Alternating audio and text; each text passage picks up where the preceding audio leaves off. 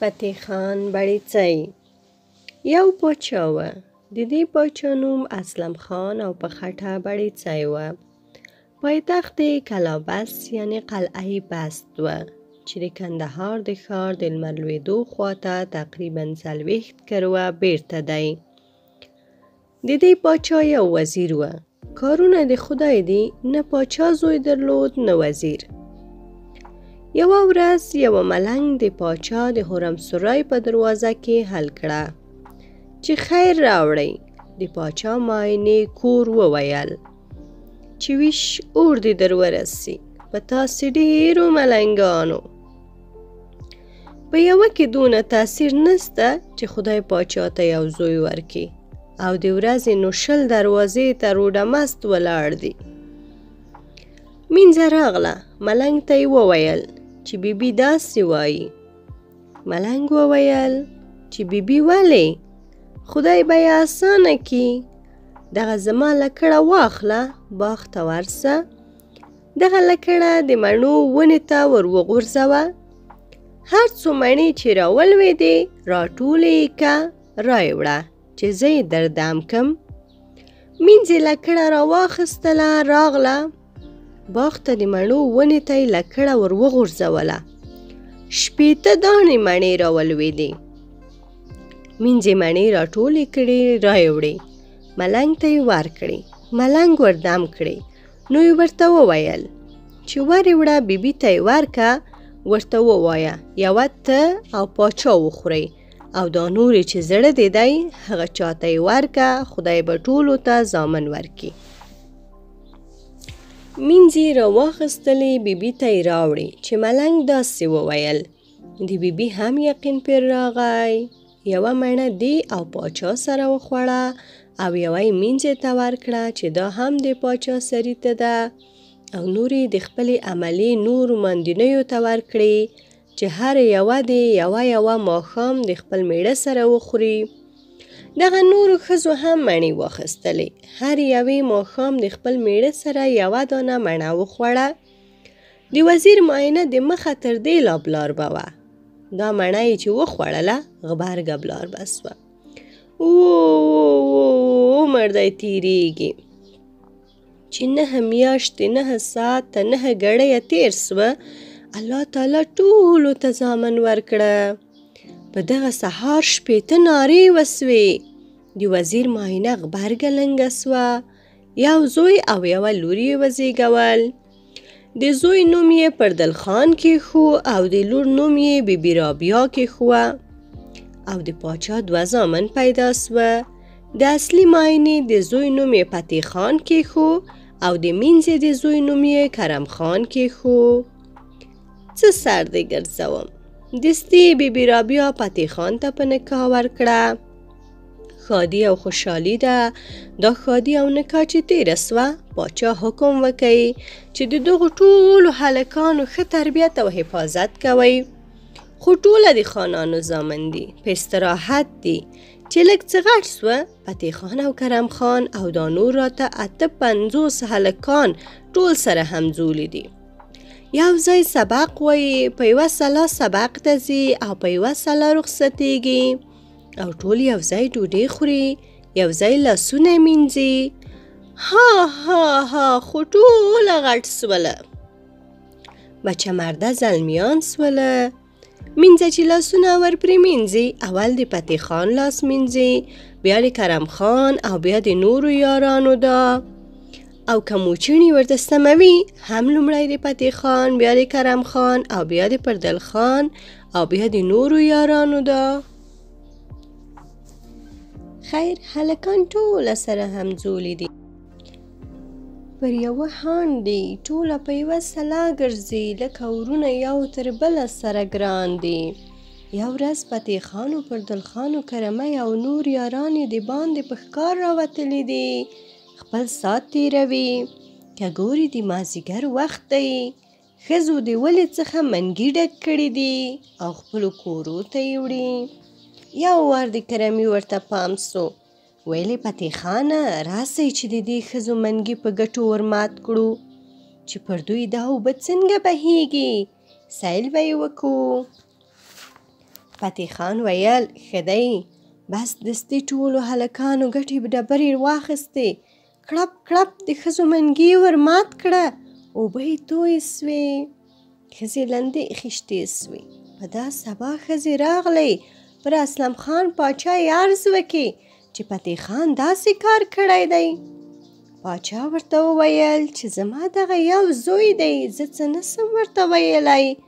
تاسې به ژي جوړ کړئ چې په لوټو او ګټو نه ماتېږي، نو په اوبه پکې راوړئ. نو بله ورځ ښځو بیا ژي د اوبو ډک کړي دي، راخیستې دي، کور ته راځي. بیا د فتح خان ډله پر پېښه سوه.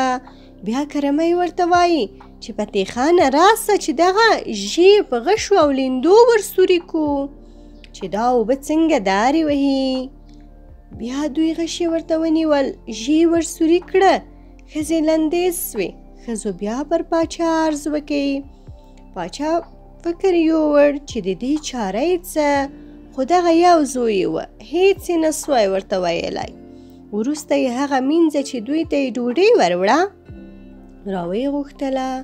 پاچا ورته وویل چې ته چې لاسونه مینځې اول د چا لاس مینځې؟ دی ورته وویل اول د فتح خان.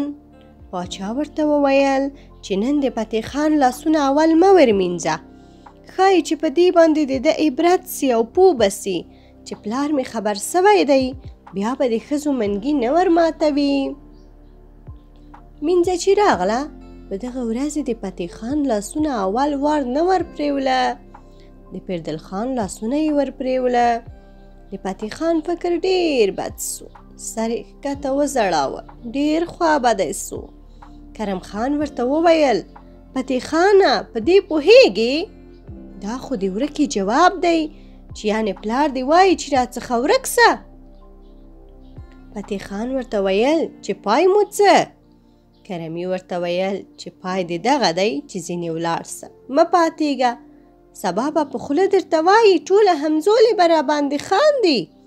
د فتح خان زړه ته نه لوېده. د خپل زړه د تسلي لپاره ماښام پلار ته ور رهي سو چې زه علم راولم چې رښتیا ده که نه. فتح خان چې پلار ته سلام ور واچوه، پلار یې سلام بیا نه کې. وروسته و تخته ور پورته سو. غوښتې چې د پلار پر اړخ کښېني، پلار ځای نه ورکاوه. نو وروسته د فتح خان و زړه ته ولوېده چې دا خبره چې کرمي وکړه رښتیا ده.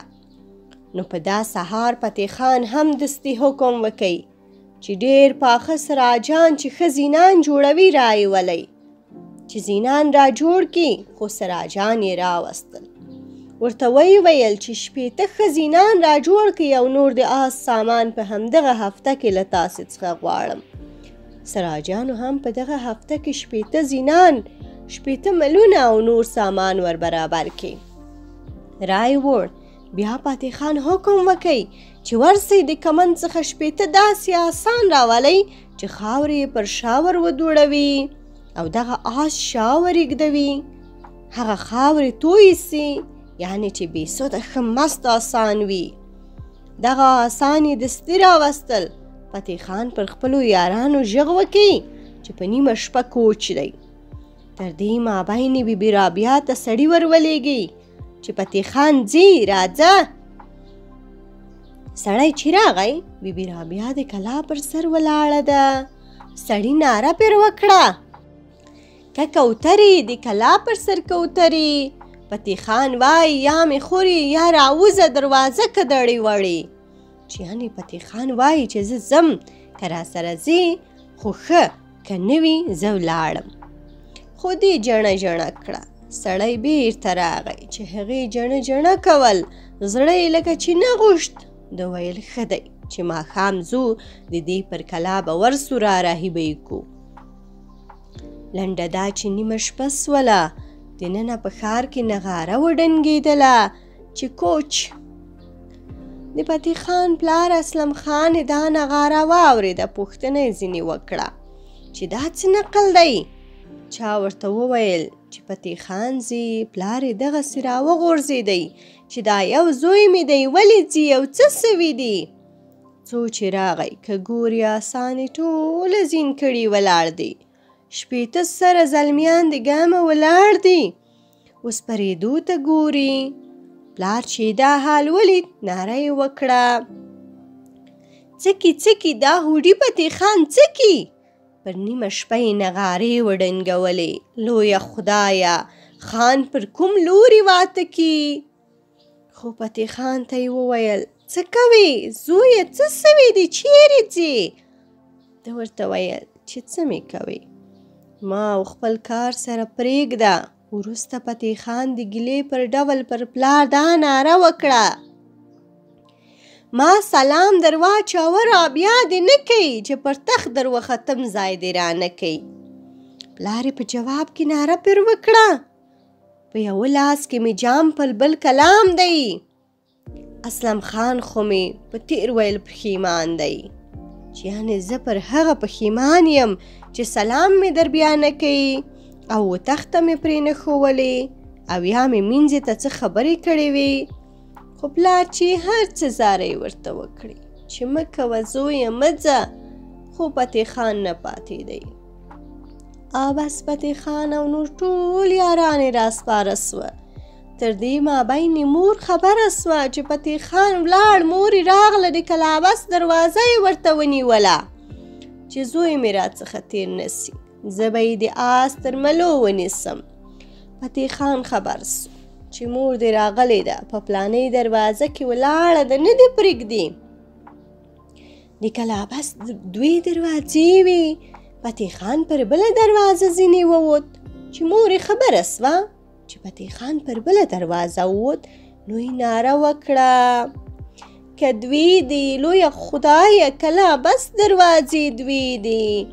پر دا یوه مې فتح خان وځي، پر دا بله یې د مور سوي نارې دي. مور یې دلته پاتې سوله. فتح خان دوی د پردل خان او د بیبي رابیا کلا ته راغله چې و دغې کلا ته مختر کلا وایي، چې د کلابس څخه 4 کروه د شمال شرق خواته ده.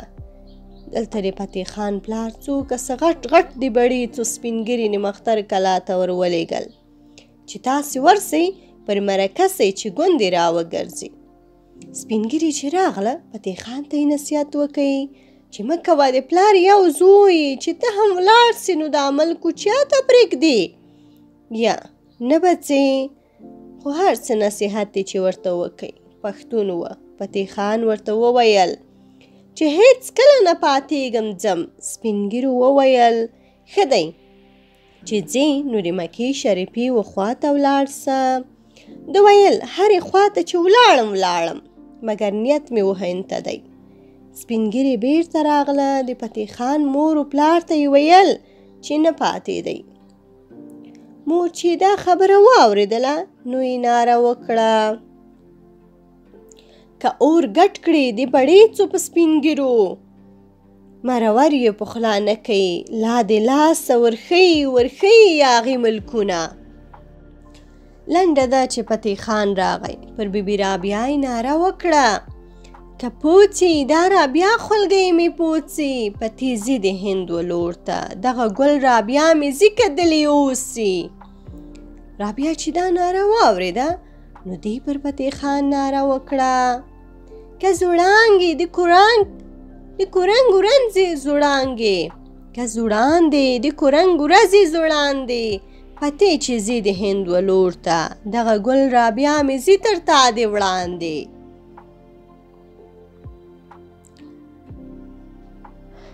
چې یعنې زه هم در سره ځم، چې ته ځې نو زه څنګه پاتې سم؟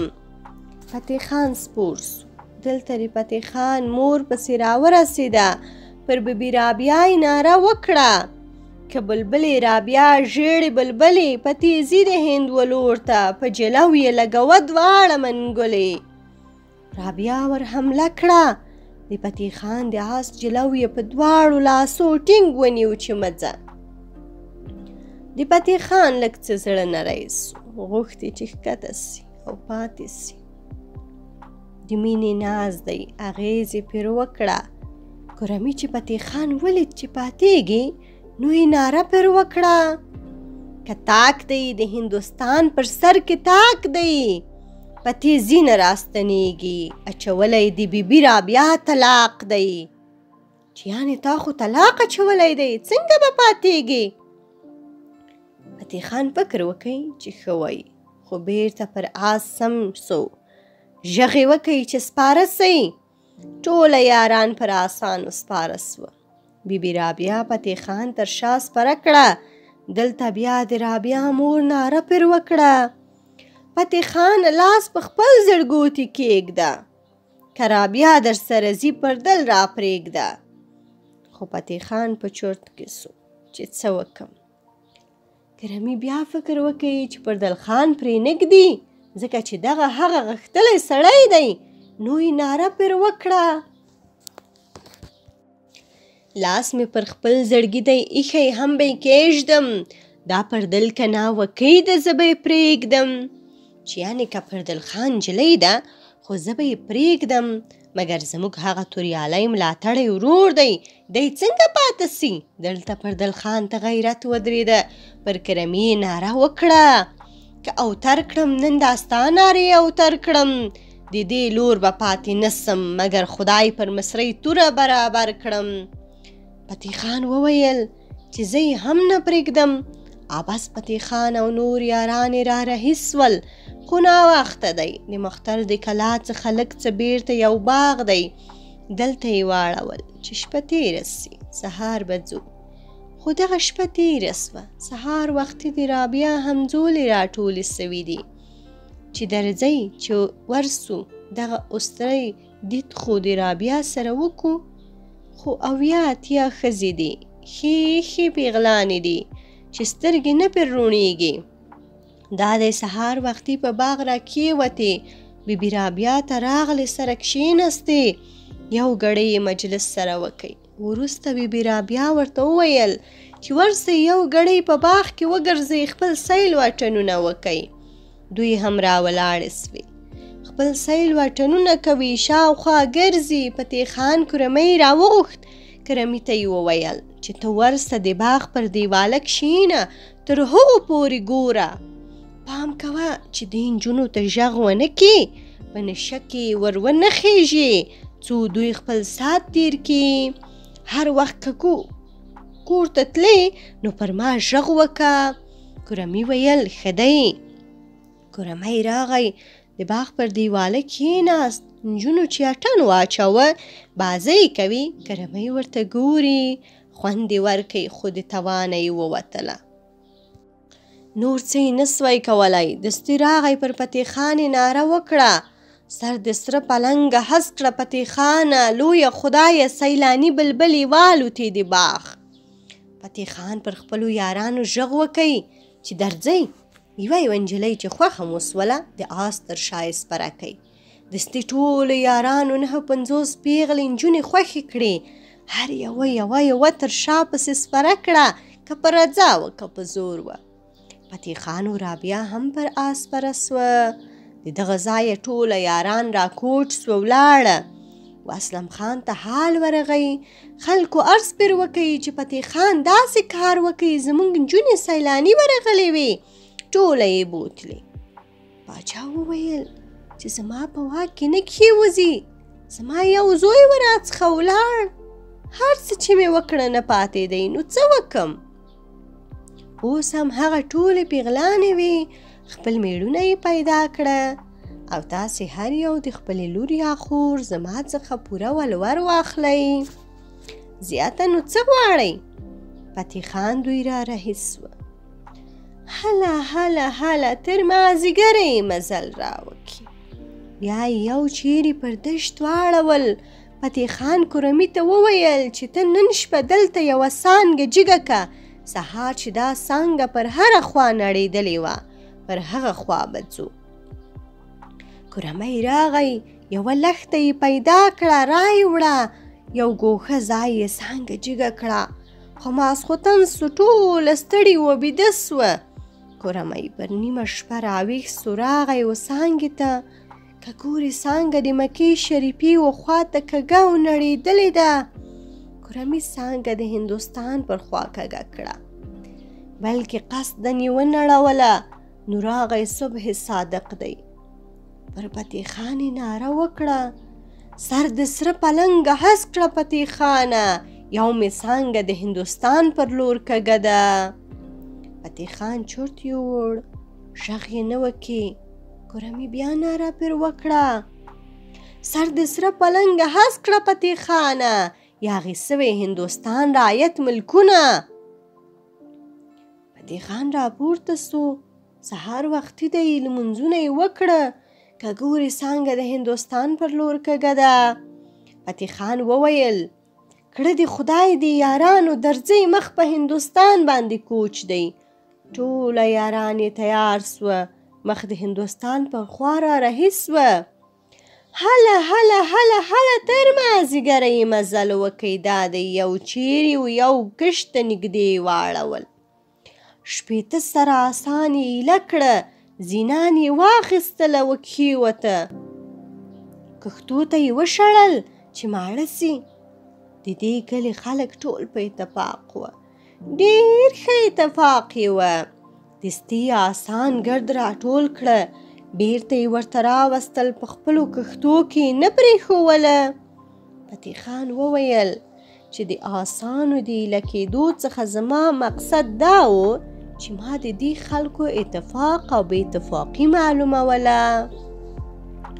مقصد مې د دوی د کښتو پول نه و، ځکه چې موږ باید داسې ځای ته ولاړ سو چې مخلوق یې بې اتفاقه وي، او د دوی له بې اتفاقۍ څخه موږ پوره نتیجه او ګټه واخلو.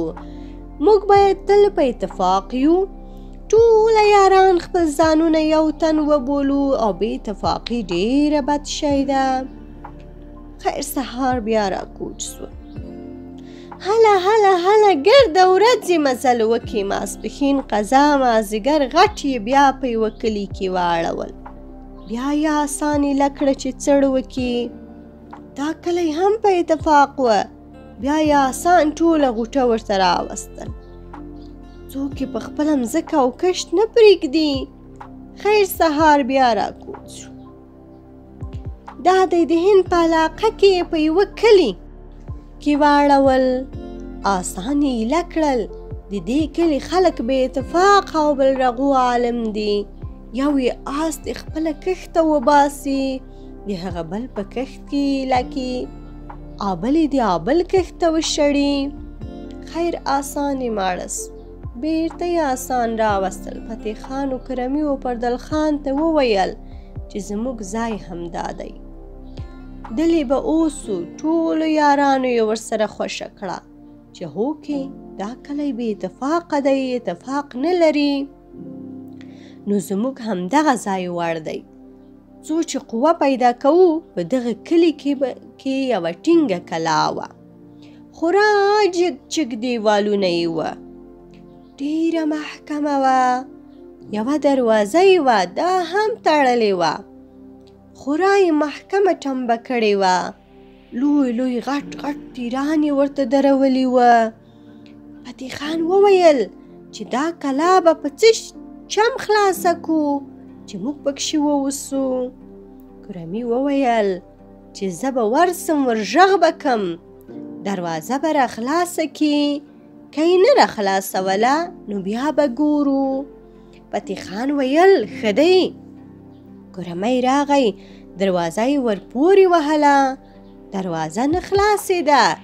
کرمي ته غیرت ورغی چې زه د فتح خان ورور او نوکر یم، نو زه بیرته څنګه ورځم چې دروازه نه خلاصېده. نو یې ناره وکړه، دروازه ژر رابنیا کړئ ګواریانو، اور به بل کم د ګوارو پر سرونه، چې یعنې اور به در باندې بل کم که نه وي دروازه را خلاصه کوي. ګوارو چې دا ناره واورېده، د بیرې دروازه ته بل تیر ټمبه کوي، ښې محکمه کړه چې دا څه بلا ده. خو کرمي ورته ولاړ دی، دروازه نه ور خلاصوي. فتح خان پردل خان غږ وکړي چې ته ورسه د کرمي حال راوړه. کرمي خوشي یو ورګړی سړی دی، یو اور به یې لټولی وي، ډېر وځنډېده. پردل خان چې راغی، که ګوري کرمي دروازې ته ولاړ دی، ورسره ږغ یې دی. نو پردل خان ناره پر وکړه، دروازه ژر رابڼیا کړه ګواريه، اور خو به بل کو د ګوجریو پر سرونه. چې پر ګوجرو به اور بل کو یا به کلا ته اور ور واچوو. دوی د بیرې بله ټمبه ورته کېښووه. دا پلا بیا بیخي وبېرېدل چې دا څه بلاوې دي او څه کوي. خیر، خو کرمي او پردل خان د دروازې ته ولاړ دي. دروازه څوک نه ور خلاصوي. فتح خان فکر وکړي چې دا څونه وځنډېدل. پخپله پسې را رهي سو. چې راغی ویلې کرمیه ولې ورته ولاړې؟ دروازه در خلاصوي که یا؟ کرمي ویل یا نه یې را خلاصوي. فتح خان ورته وویل چې تا څه ورته ویلي دي؟ غږ دې ورکړی دی که یا؟ کرمي ویل هو غږ مې ورکړی دی. ما داسې ورته وویل. هغه خپل سوال و جواب یې ورته ووایه. وروسته فتح خان په خپله دروازې ته ورتیر سو. پر ګوارو یې غږ وکړ. دروازه ژر رابڼیا کړه ګواريه، مسافر یو بې ولاته خاصګي ټټوان مو ټپ دې درېدلي. خو ګواریانو دروازه نه کړه ور خلاصه. ګوارو خپل تر خپله سره وویل چې ودې یو دوه کسه پر کلا وخیژو چې وګوري چې دا څنګه خلک دي. ګوار چې پر کلا را وختل چې ښکته یې وکتل، فتح خان یې ولیدی چې بریتونه یې د لرې څرکېدل او تر غوږو تېر وه. فتح خان د دې خوا غږ پر وکړ، دروازه ژر کئ را خلاصه ګواریانو، راپسې د زرغونو توتیانو سیل دی. چې یعنې دروازه را خلاصه کئ که نوي یرغل مو دروړ په زور یې خلاصوو. هغه دوه کسه ګواریان په طاقت راښکته سوه. ورته ویل چې داسې شیربرې ته یې ولاړ دی چې سړي روح ځینې قبض کېږي. نه یم خبر چې پاچا دی که نور څوک. دوباره یې دروازه ور خلاصه کړه. فتح خان سره له 950 یارانو و کلا ته ورننوتل. هر یوه جلا جلا یوازې کوټه ونیوله. پلنګونه یې پکې کېښول. چې ډوډۍ یې وخوړله ټوله سره یو ځای سوه. آخر ته فتح خان چرت وواهه چې موږ خو دا ځای ټاکلی دی چې نه به ځو. اوس یې د دې پای څه؟ فکرجن سو. خو آخر ته یې رابعه ته وویل چې ته ورسه کرمي ته ووایه چې فتح خان دې بولي. رابعه راغله کرمي ته یې وویل چې راسه فتح خان دې غواړي. کرمۍ راغی سلام یې وکړ کښېنستی. فتح خان وویل چې کرمیه موږ خو دا ځای ټاکلی دی چې نه به ځو. اوس یې څنګه کوې؟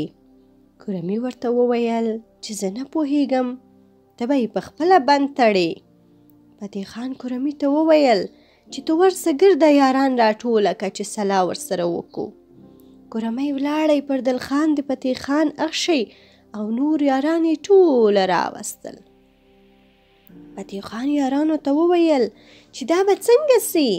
دا زموږ نیت او دا ګواریان یعنی مغول څنګه به یې کوو؟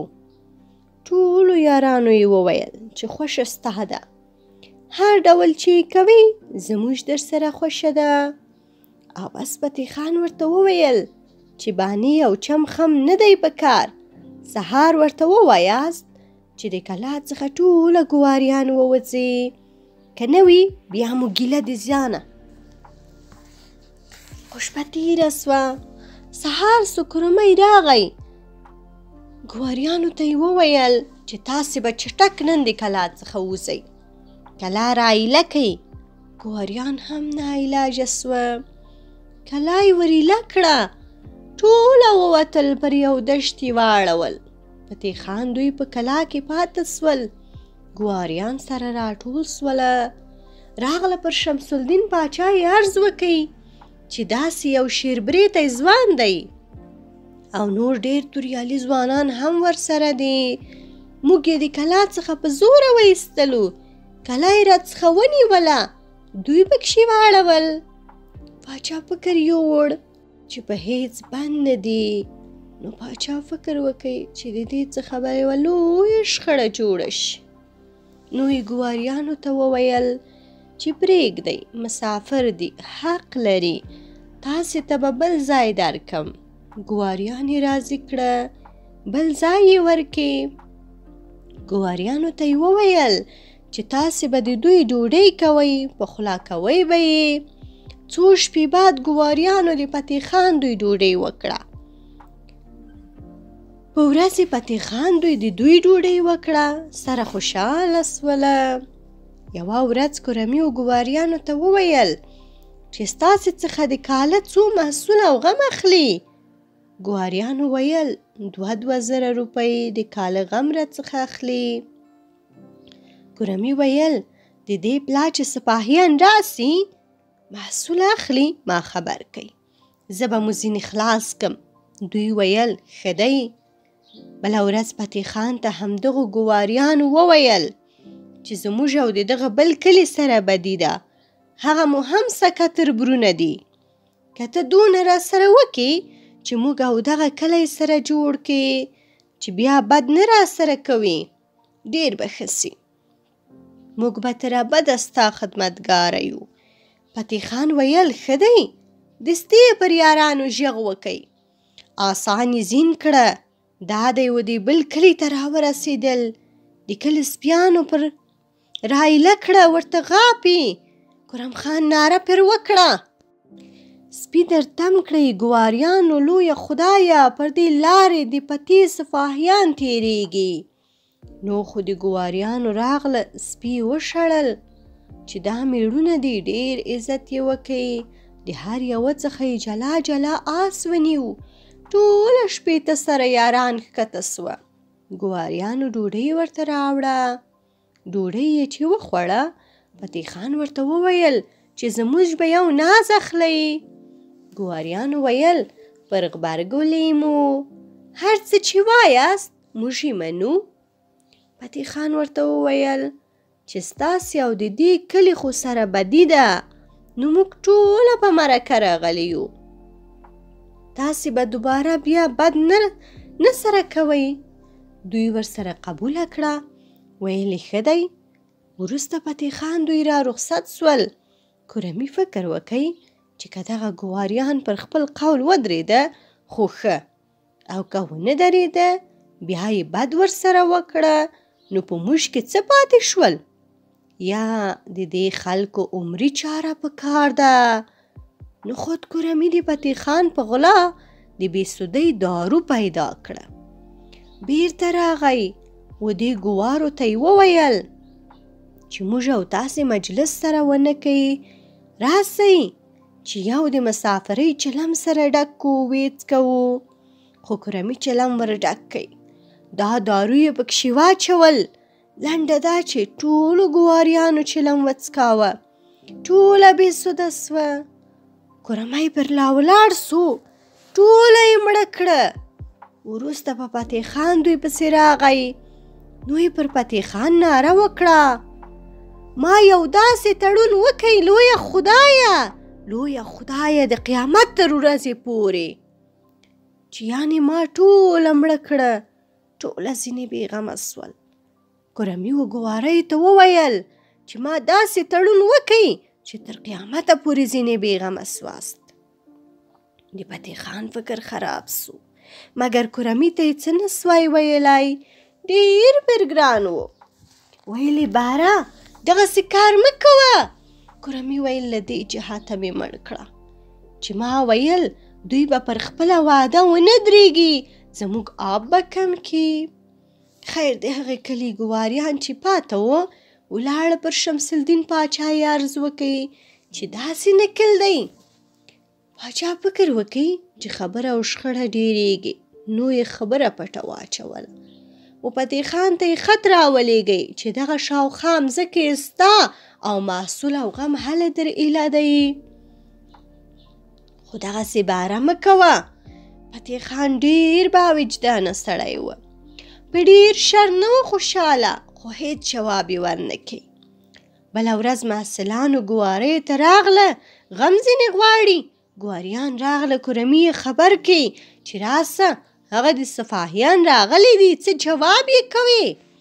کورمۍ راغی، توره یې راواخیستله. 3 کسه سپاهیان دي، 2 یې ځینې مړه کړه، د یوه ژبه ور پرې کړه، نو یې ایله کوي. هغه سپاهي ولاړی و شمس الدین پاچا ته یې ګړهار دی، خو څه نسي ویلی. پاچا یې په ژبه هم نه پوهیږي چې څه وایي، څه سوي دي. لنډه دا چې نور 3 کسه سپاهیان یې ګوارۍ ته د غم لپاره راولېږله. سپاهیان چې راغله، ګوارو بیا کورمۍ پسې خبر کوي. کورمي بیا توره راواخیستله، 2 یې ځینې مړه کړه، یو په تخت ځینې ځان خلاص کړي. راغی پر پاچا یې ناره وکړه، دورې یو داسې پاچا ناست دی، لویه خدایه. شمس الدین یې د نوکر پر ځای ولاړ دی. پاچا اریانه یې واخیست چې دا څه نکل دی. سپاهي دا کیفیت او هغه د مخه حال ټوله ورته ووایه. خو پاچا فکر یووړ، هیڅ رک نسي تر ایستلی. غږ یې ونه کو چې پر قرار به یې چاره کوم. دلته فتح خان خبر سو چې کورمي داسې کار بیا کړی دی. کورمۍ یې راوغوښت، ناره یې پرې وکړه، کورميه چې غم نه وي ته غم راوړې، کورميه پر لم غوټه سپرو واوړې. خو کورمي ته یې ډېر نصیحت وکړ چې بله پلا داسې مه کوه، بله ورځ د پاچا خزانه تېرېږي، سره او سپین زر په کچرو بار دي. ګوار راغله، کرم خان یې خبر کوي چې د پاچا خزانه ده تېرېږي.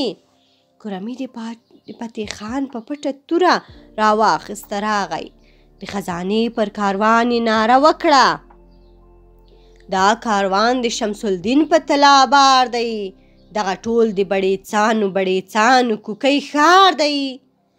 بیا کاروانیانو په جواب کې پر کورمي ناره وکړه، دا کاروان چې د شمس الدین په طلا بار دی، دغه ټول د بړېڅانو خون بها ده. خو کورمي توره پسې رالشته کړه. ښه کسان یې د خزانې سره مړه یې کړه، چا ځینې ایله کړه. کورمي کچرې راوستې، ټوله یې زغم کړې. هغه کسان چې د کورمي څخه یې ایله کړې وه، ورغله پاچا ته یې عرض وکړ چې کچرې او خزانه یې راڅخه وګرځوله او زموږ ټوله سپاهیان یې مړه کړه. خورا بده ورځ ده. شمس الدین پاچا دستي د شپې پوځ جوړ کړ، ورته راوایستاوه. په دغه شپه پر دغه د فتح خان پر کلا یې شاوخوا سپینې خیمې ونچتلې. سهار سو، بیبي رابعه په مکڼ کې شاوخوا ګوري چې ناببره یې سترګې پر دې خیمو وموښتې. فکر یې وکړ چې دا خو د پاچاهۍ د جنګ سامان دی او هم د شمس الدین پاچا. دستي د بام څخه راښکته سوه، راغله پر فتح خان یې ناره وکړه، سر د سره پلنګه هسک کړه، نن څه نجتي د شمس الدین کافر خیمې دي. فتح خان چې راکېنوست، راغلی د خپلو یارانو سره یې سلا وکړه چې څنګه یې کوئ، تاسې جنګ کوئ که یا؟ ټولو وویل چې موږ جنګ ورسره کوو. فتح خان هم حال ورکوي چې شمس الدینه د جنګ ځای معلوم که. خیر، د جنګ ځای یې سره وټاکئ. فتح خان سره د 59 یارانو جنګ ته جوړ شو. په ډېر شوق 80 ځوانان د بسته لښکر په جنګ ور وواته. په جنګ ور کېوتل، د سپینو تورو خرپی دی. فتح خان بریتونه تاو کړه، جنګ او دا تورو خوند ورکوي. ناره یې وکړه چې پر ډال پتري وهي نعمت یې جنګ دی، راپسې د زرغونو توتیانو سیل دی. هله 12 ورځې یې پر لپسې جنګ وکړي. آخر ته د شمس الدین لښکر ستړی سو. پاچا حالو فتح خان ته وکړي چې موږ او تاسې ستړي سولو، دا 4 شپې زموږ ستاسې مهلت، بیا به جنګ کوو. فتح خان هم ورسره خوښه کړه. خود په دغه شپه ماښام کور ته راغلل. رابعه ګوري چې بری یې راوړی که ماتې. فتح خان دوی چې ورننوتل، رابعه پوښتنه ځینې وکړه چې بری مو راوړی که ماتې؟ فتح خان ناره وکړه، رابعه تور دی لونګین، سپین دی رخسار دی، د شپېتو بړیڅو غږ پر هندوستان دی، چیانې شپېته سره ژوندي یو، بری دی. خو څه سر دې ګرځوم.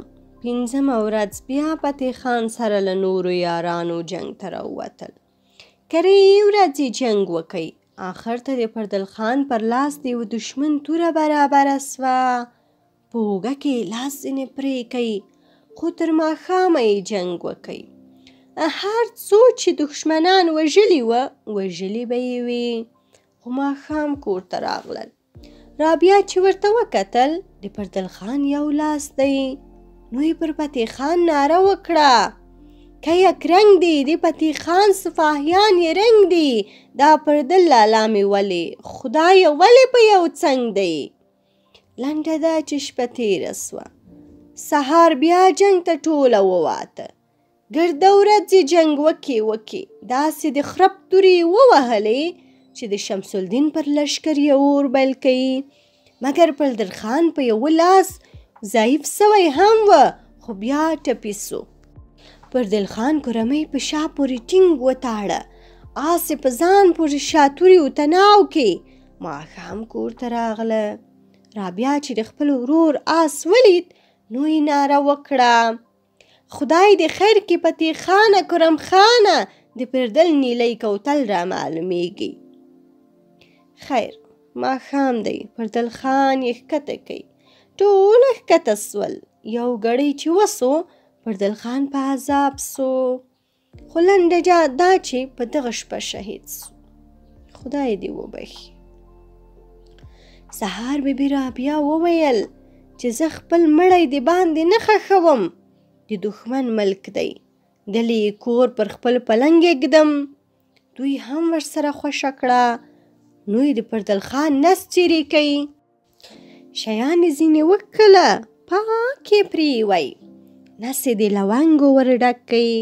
پر خپل پلنګ یې کېښو، شال یې پر وغوړاوه. دلته شمس الدین پاچا فکر وکړي چې څه به کوم لښکر یې پایمال کوي. خو منصبداران یې راټول کړه چې د دې پای یې څه. دوی ورته وویل چې بله چاره نه لري، بې له دې چې ته مرکه ور واستوه چې راسه صلح راسره وکړه. هر څه چې غواړي او هر څه شرط چې لري، زه یې قبلوم. هر کله چې دوی ټوله راغله، دستي به یې موږ لاسونه د ټولو وتړو، ځکه فتح خان داسې سړی دی چې هسې بریتونه یې څوک وویني، غړي یې ښویېږي. زاره یې چوي، وایي چې رښتیا چې د فتح خان داسې غټ لکه د زمري شک شک بریتونه وه چې په هسې لیدو یې د سړي زړه لوېدی او د وامه څخه به یې نفس خوت. د همدې له امله ده خپل بریتونه د سرو زرو په شپېلۍ کې اچولي وه. بل وخت به یې شپېلۍ نه ځینې کښله، څو د جنګ میدان ته ورګډ سو، نو به یې شپېلۍ ځینې وکښله، بریتونه به یې تاو کړه، نو په میدان به ورګډ سو. شمس الدین پاچا مرکه ورته راواستوله چې زما در سره قسم دی، راسئ چې سوله سره وکړو، هر څه چې غواړئ زه به یې درکم. مرکه چې راغله، دا یې ورته وویله. فتح خان ویل ښه دی، تاسې ورځئ، موږ به سبا درسو. مرکه ولاړه. کورمیو فتح خان ته وویل چې زما نه ده خوښه، زه سلا نه درکوم. فتح خان ویل یا زه ورځم. کورمي ویل ښه دی چې ورځې، نو یاران را سره وویشه، نیمې ته در سره بوزه، نیمې د دلې زما سره وي. فتح خان ویل ښه دی. یاران یې سره وویشل. فتح خان سره له خپلو ملګرو ور رهي سو. چې فتح خان رهي کېده، کورمي ناره پرې وکړه، فتح خانه باور مه کړه د مغول په کلامونه، د مغول اول کلام پسې ټیپونه. فتح خان سره له خپلو ملګرو راغلی. پاچا ورته وویل چې که رښتیا سولې ته راغلي یاست نو د جنګ اسباب کېږدئ. فتح خان دوی د جنګ اسباب کېښووه. چې نږدې راغله پاچا دستي پر سپاهیانو حکم وکړ او ناره یې وکړه. لاس یې وتړئ ځوانانو نوکرانو، فتح خان د پاچاهانو ګنهګار دی. سپاهیان پر راوغورځېدله. د ټولو لاسونه یې وتړل. دلته فتح خان ناره وکړه کرم خانه چې تا ویل هغه بیا وسوه، سره مغول خو مې د لاس پر لګېده سوه. هلته کرم خان هوښیاري کړې وه. سم په فتح خان دوی پسې سره له نورو ملګرو راوتلی وه چې دښمن باور نسته. دلته چې راورسېدی که ګوري چې د فتح خان دوی لاسونه یې ورتړلي دي نو یې پر مغول ناره وکړه اوس به جوړ کړم د مغولو پر سر څلي چې تړلي یې فتح خان نازک لاسونه. خو ټولو په مغولو پسې تورې لښتې کړې. داسې چړ یې پکې ګډ کړ چې ګرده یې مړه کړه او هغه چې په ځغاسته یې ځان ځینې خلاصولی سو په تاقت ځینې ولاړ. کرم خان د خپلو یارانو لاسونه ورخلاص کړه. کور ته سره را رهي سوله. راغله ماښام فتح خان وویل چې اوس یې نو نه پسې پرېږدو، څو یا ګرده مړه نه سو یا پوره بری ونه سو، ځکه چې دا منافقان دي. داسې بې وفایي وکړه پر قول و قسم ونه ده. لنډه ده چې پس له دغه هره ورځ جنګ ته ورتله. جنګ یې کاوه او یو به د دوی څخه ټپي کېده. هغه به یې کور ته راوړی. وایي چې په جنګ کې د فتح خان د یارانو څخه یو نه دی مړ. هره ورځ به یو ټپي کېدی. هغه به یې کور ته راوړی. کور به مړ سو نو به یې نس ورڅیرې کوي. د لونګو او نورو جاذب شیانو به یې ورډک کوي. نو به یې پر خپل شخصي پلنګ کېښو. شال به یې پر وغوړاوه. هغه به وټ سو نه به ورستېدی. لنډه دا چې ټوله په دغه ډول شهیدان سوله. یو فتح خان او کرم خان او څو کسه نور پاتې سول. فتح خان ماښام کرم خان ته وویل چې سبا به داسې د خرپ جنګ کوو چې یا مړه سو یا صوبه او بری اوسو. سهار چې د جنګ میدان ته راغله فتح خان شپېلۍ د بریتو څخه وکښلې. بریتونه یې تاو کړه. نو یې تورې پسې لښتې کړې. د څو کسو مغولو سرونه یې پرې کړه. مګر مغول بیخي ډېر وه نه تمامېده. نو فتح خان ناره پر وکړه هندوستان مې د مچیو ګربینې دي. هر څو چې وهم نه تمامېږي د شپېتو بړیڅو ورځ په ورځ کمی دی. لنډه دا چې هره ورځ یو کمېده څو ټوله شهیدان سوه. پر همهغه ډول یې پر خپلو پلنګو کښېنوله. یوازې فتح خان او کرم خان پاتې سوه. په دې بله ورځ یوازې فتح خان و کرمی وه. جنګ ته راووتل.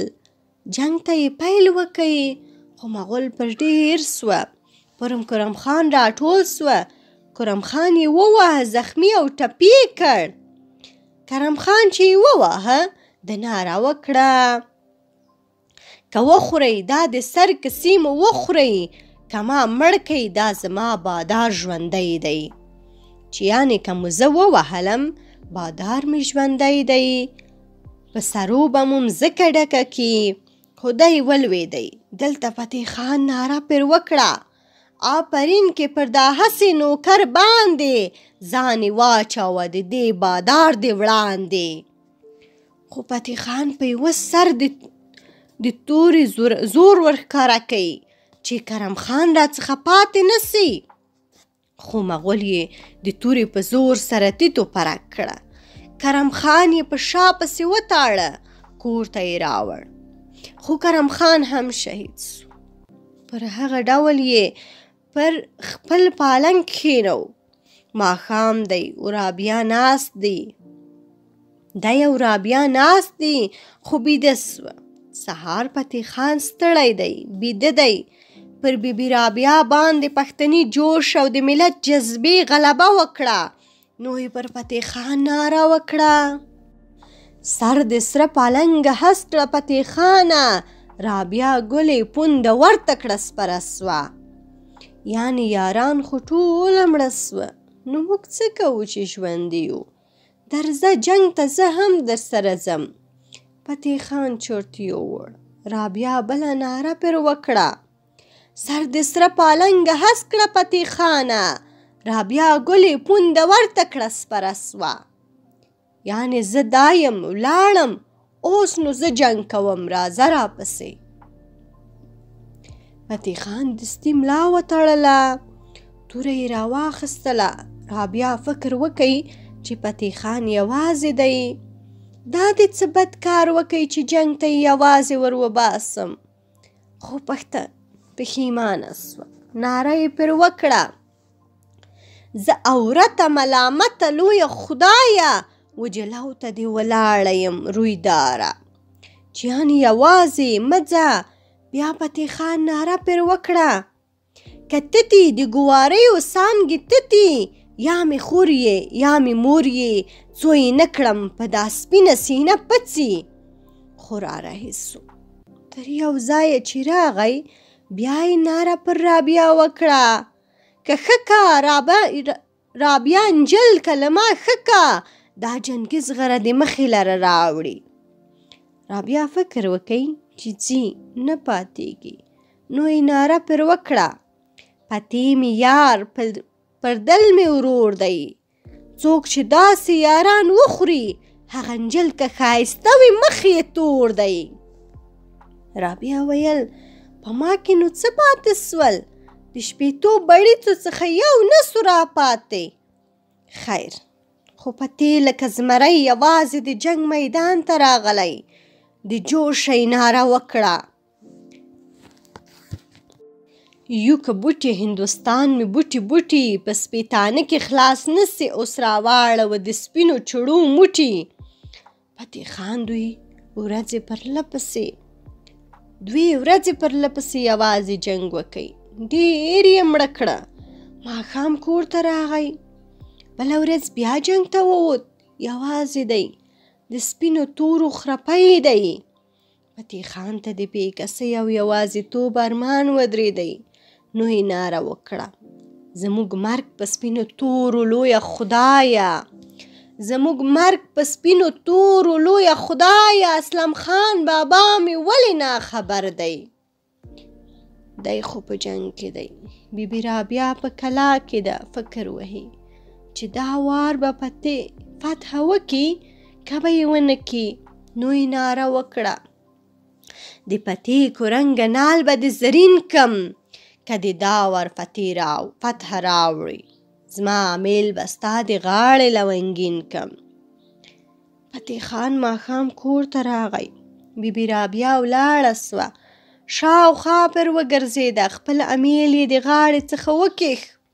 د فتح د نیلي په غاړه کې یې واچاوه. خو شپه تېره سوه. سهار فتح خان ته وطن ور په یاد سو.